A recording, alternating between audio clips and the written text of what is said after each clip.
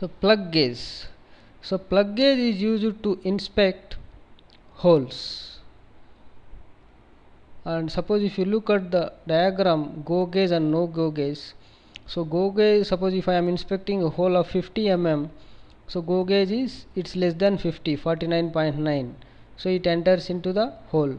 And no go gauge, it's 50.2, it doesn't enter into the hole, so the component is accepted. Similarly, ring gauges, gap gauges and snap gauges are used to inspect shafts. Suppose if you look at this one diagram, it is snap gauge, where you can insert the shaft in this and check whether it is go gauge or it's going or not going. So here also go gauge and no go gauge values will be there. So for ring gauges and gap gauges and snap gauges, these are all look similar, but there is slight design changes are there to get more accuracy. So snap gauges are more accurate compared to the gap gauges and ring gauges. Linear measurement, next one.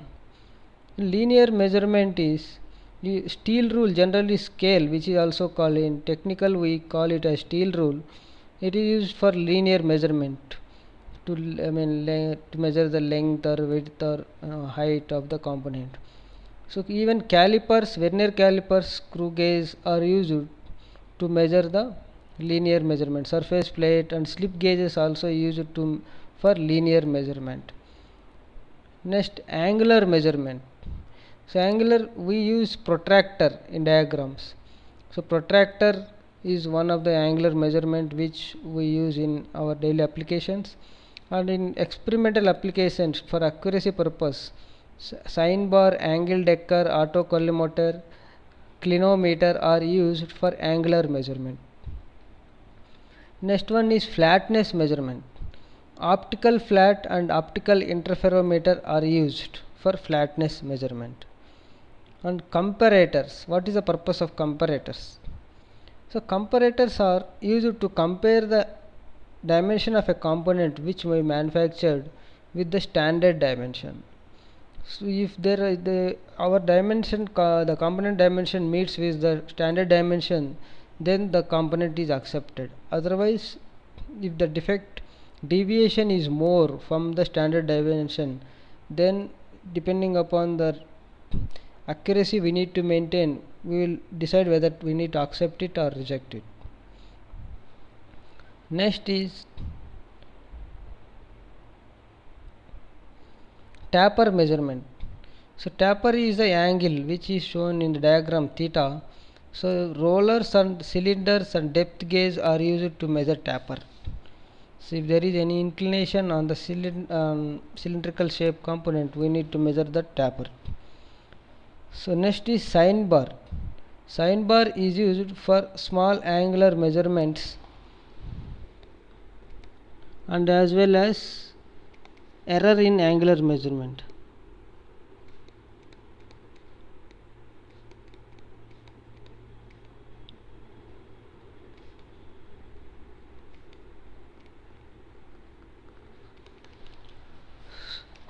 So why we need sine bar is more important?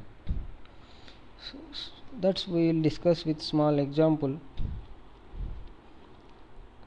Sine bar, it is a surface.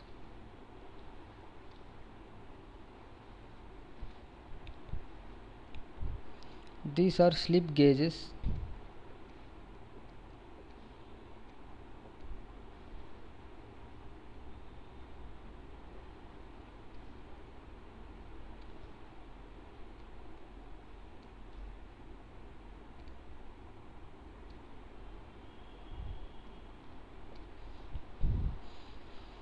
This is the sine bar.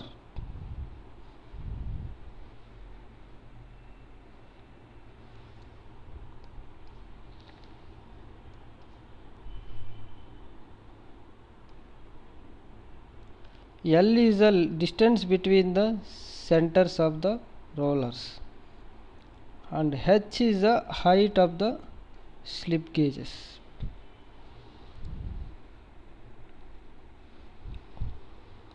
L equal to distance between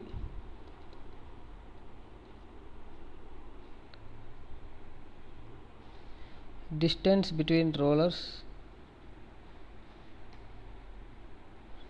and L is distance between roller centers.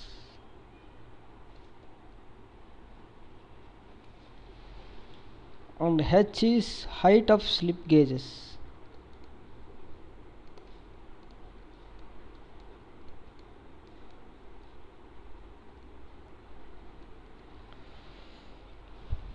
So from the, if you want to measure the angle here, sin theta equal to, the theta is this angle,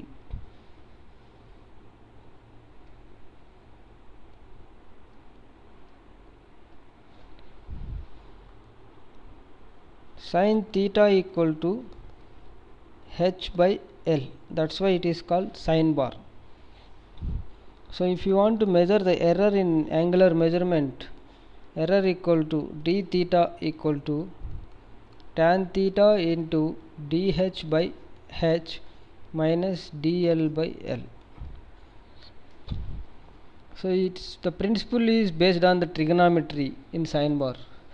So because sine, we are using sine formula, that's why it is called sine bar, to measure the angle of a angle for angular measurement.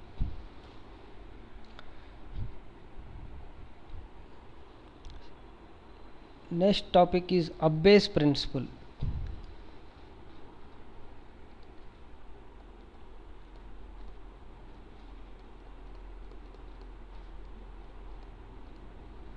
What is Abbe's principle? So here Abbe's principle explains that axis of measuring equipment and axis of component must be parallel or perpendicular. Axis of measuring equipment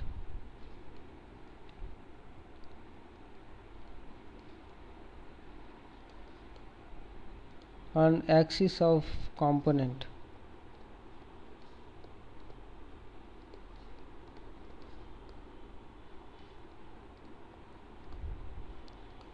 must be parallel or perpendicular.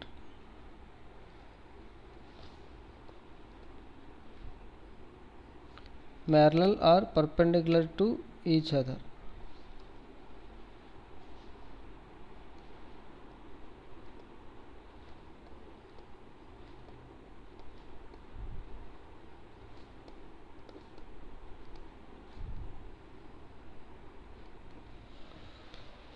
This is about Abbe's principle. Suppose if you are measuring a straight, one rod length, then you have to keep the scale parallel to the axis of the component. That is, both are parallel. Suppose if you are using vernier calipers and you are measuring the diameter of a component, then the axis is perpendicular to the component. Chalk diameter, suppose you are measuring chalk diameter, for example I will draw.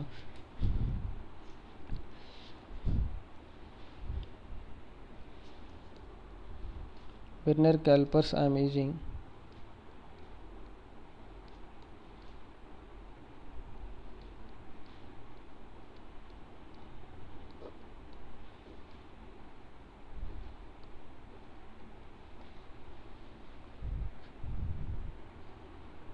Here I kept chalk.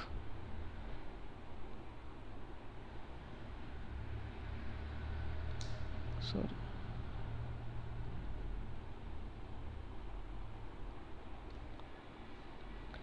So if you want to measure the chalk piece diameter, this is axis of chalk, right? And vernier calipers axis is, so both axes are perpendicular. So if you measure length, turn the chalk, then the both axes are parallel. Here one example of Abbe's principle.